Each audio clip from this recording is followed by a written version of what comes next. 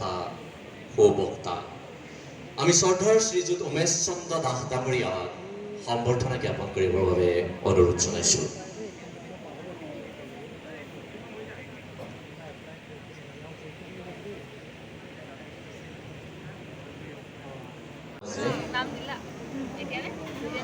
দীক্ষিতা দেৱীক আমি মঞ্চলৈ আমন্ত্ৰণ জনাই এয়া দীক্ষিতা দেৱী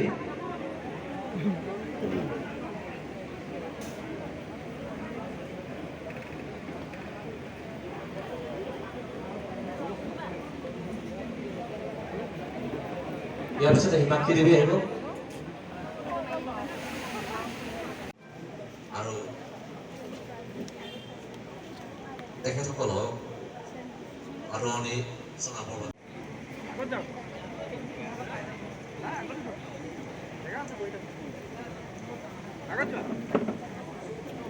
ফাউণ্ডেশ্যনৰ প্ৰথম প্ৰতিষ্ঠা দিৱস আৰু দুগদুগী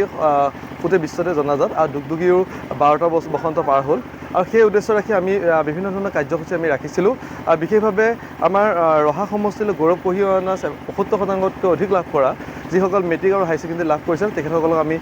অভিনন্দন অনুষ্ঠান ৰাখিছিলোঁ আৰু লগতে ৰহা নগাঁও বিশিষ্ট যিসকল ব্যক্তি আছে যিসকলে অসমৰ সমাজ ব্যৱস্থালৈ বিশেষভাৱে অৰিহণা আগবঢ়াইছিলে তেখেতসকলকো আমি বিশেষভাৱে সম্বৰ্ধনা জনাইছোঁ। তাৰোপৰি যিসকল শিক্ষানুষ্ঠানৰ পৰা পাছ কৰি পেলাই আমাৰ অঞ্চললৈ গৌৰৱ কঢ়িয়াই আনিছে তেখেতসকললৈও শিক্ষানুষ্ঠানৰ আমাৰ শিক্ষাগুৰুসকলকো আমি বিশেষভাৱে সম্বৰ্ধনা আমাৰ ব্যৱস্থা কৰিছোঁ। আচলতে এটা ব্যাপক এটা অনুষ্ঠান সম্বৰ্ধনা ৩৬গৰাকী তাৰোপৰি বিভিন্ন ধৰণৰ লোক উপৱিষ্ট আছিলে সকলোকে আমি সম্বৰ্ধনা ব্যৱস্থা কৰিছোঁ। দুখনকৈ কিতাপ মোৰ মুক্তি লাভ কৰিছে এখন হৈছে আকাশ চুবলৈ মন সেইখন উন্মোচন কৰিছিলে আপোনালোক সকলোৱে চিৰপৰিচিত